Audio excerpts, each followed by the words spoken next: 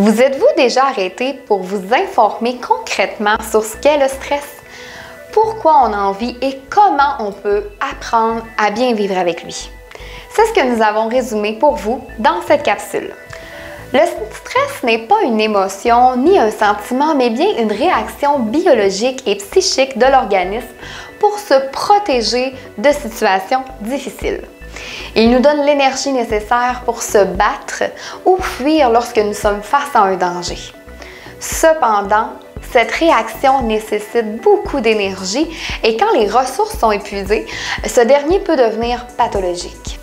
Lorsqu'un organisme est soumis à un facteur de stress, il passe par 3 étapes pour tenter de s'adapter à la situation.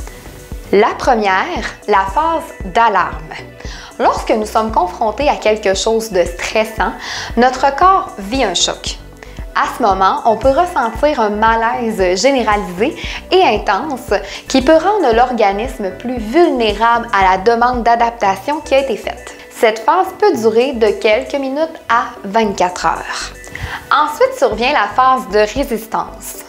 Lors de cette deuxième phase, nous ne sommes plus déstabilisés, mais le stresseur persiste.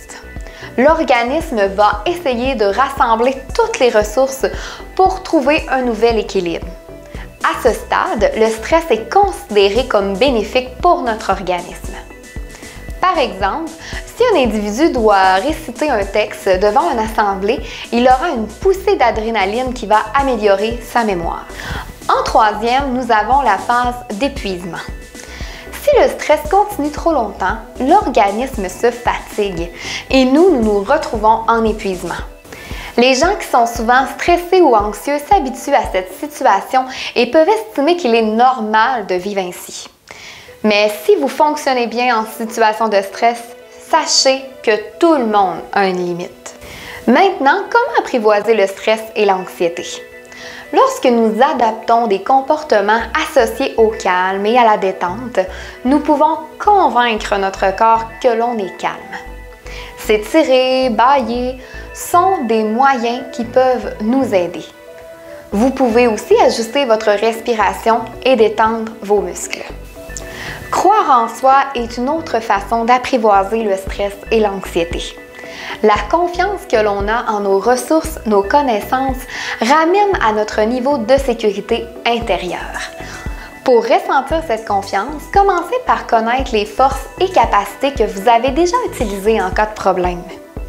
C'est bien entendu en sortant de votre zone de confort et en confrontant ce qui vous effraie que vous améliorez vos capacités.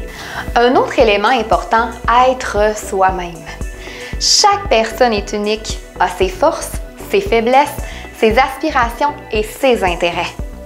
Il peut arriver que l'on veuille être quelqu'un d'autre, qu'une situation dans votre vie vous demande une grande adaptation, mais s'adapter, ce n'est pas changer qui nous sommes.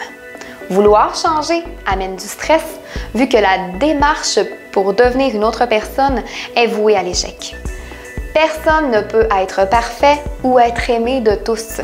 Il faut apprendre à être heureux, être à l'aise en présence de problèmes et de défauts. Finalement, vivez au présent. Le passé fait partie de notre vie et il est positif de le considérer pour cheminer et évoluer. Si on s'acharne sur une idée ou une situation appartenant au passé, nous ne cheminons pas. Lorsqu'on ne vit pas dans le moment présent, il est normal de manquer des occasions et de cumuler les problèmes, augmentant ainsi davantage notre stress général. Pour passer à autre chose, il peut être nécessaire de lâcher prise sur le passé. Hier raconte une histoire, demain demeure un mystère, aujourd'hui est un cadeau. C'est pourquoi on l'appelle le présent. Pour terminer, si vous avez des difficultés à gérer votre stress et que vous aimeriez avoir quelqu'un pour vous aider, n'hésitez pas à demander de l'aide.